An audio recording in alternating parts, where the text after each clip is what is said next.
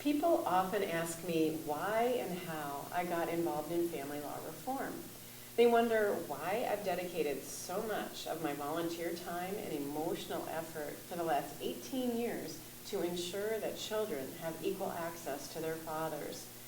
I have sacrificed so much, both personally and professionally, for this volunteer work, and I have never had anything to personally gain from educating policymakers or driving this family law reform, except for the joy of knowing I was doing something for kids. It is a calling for me. In some respects, it's my baby. On New Year's Eve, 1999, I was all alone and feeling extremely lonely. Ringing in the new year meant I would be turning 40 years old. I was struck at that age with the reality of having no children and no relationship in my life that would make children a possibility in the foreseeable future. It was a devastating reality for me. I never imagined a life without kids of my own. Like many women who have no children at that age, I started to feel a deep sense of loss. I was feeling extremely sad and heartbroken, having no kids and no family of my own. I decided to take initiative and do something to satisfy this deep longing and desire to do something with and for kids. To take personal responsibility for my own life, I knew I needed to do something to fill that void in a meaningful way. So I looked for some volunteer work. I checked into rocking babies at the hospital, but they had such an extensive waiting list, they wouldn't even add me to their list. I checked into the Big Brother, Big Sister program, and they didn't need any big sisters, but if I knew anybody willing to be a big brother, they needed a lot of those. I contacted a similar program, and they said I could go into the grade school once a week and help girls with their math for an hour. Well, I wasn't interested in becoming a tutor. I was looking for a relationship with a child. I checked into adoption, but I never realized how difficult it was for single women to adopt. I even checked into foster care. But then I saw in the newspaper that I could become a guardian ad litem, to be an advocate for kids in court. I'd assumed that job was reserved for lawyers, but it wasn't. Within a couple weeks, I started the training to become a volunteer guardian ad litem. Around that same time, I knew 3 dads that were going through family court. They were all interested in being the best dad they could be, yet each of them in 3 different counties were all finding the exact same thing. No matter what they said or didn't say or didn't do, the legal system was casting them aside and relegating them all to every other weekend dads, which meant they would only see their children 4 days a month. I tried to imagine my life, what it would be like if I only saw my dad 4 days a month growing up. I could recognize that that would also diminish relationships with the entire paternal side of the family. That meant grandparents, aunts, uncles, cousins. It struck me deeply. I looked for resources to help these dads protect the father-child relationships. But I quickly discovered there were no resources for them. And no matter how good of a father they were, no matter how much they were willing to invest in being a better dad, their time with their children was deemed insignificant and considered far less important than the child's time with the mom.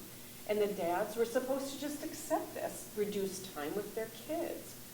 I discovered that if the dads did try to get more parenting time, they would be quickly considered by the courts as being uncooperative because they didn't accept the status quo.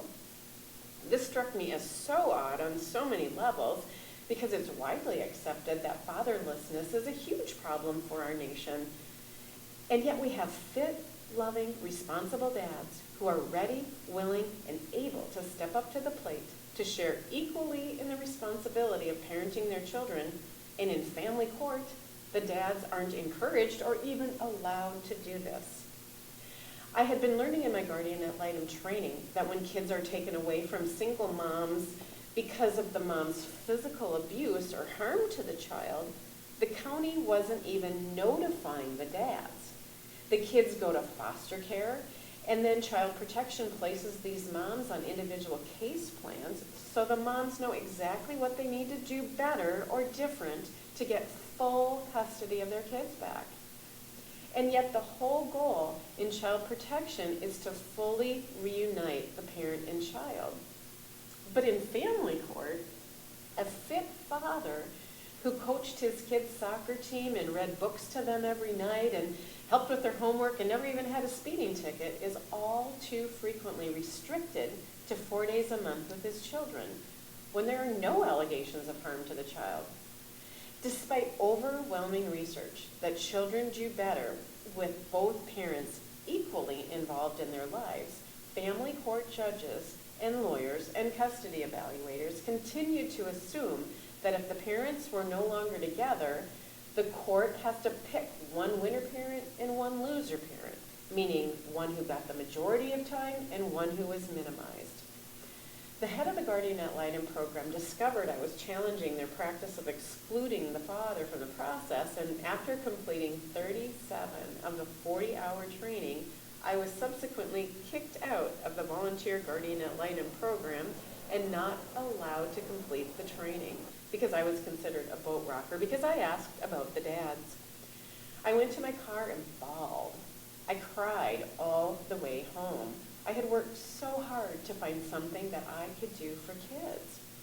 Meanwhile, all the family court problems for these fathers I knew were still going on, and it was suddenly placed on my heart that this is my calling. This is what I'm supposed to do. My work is to fight for the children of divorced and separated parents, to make sure these kids, all kids, have access to their fathers, those who are fit, loving, healthy, responsible dads who are ready, willing, and able to step up to the plate. Instead of the joy of serving and nurturing my own kids, I do have deep fulfillment knowing that I am helping to drive change for hundreds of thousands of kids in our state and millions across the country, which will impact generations to come. As much as most parents devote to their own kids daily and weekly, I devote my time to ensuring that our laws and policies protect and support the father-child relationships equally as much as they protect and support the mother-child relationships. Because children thrive with both parents in their lives.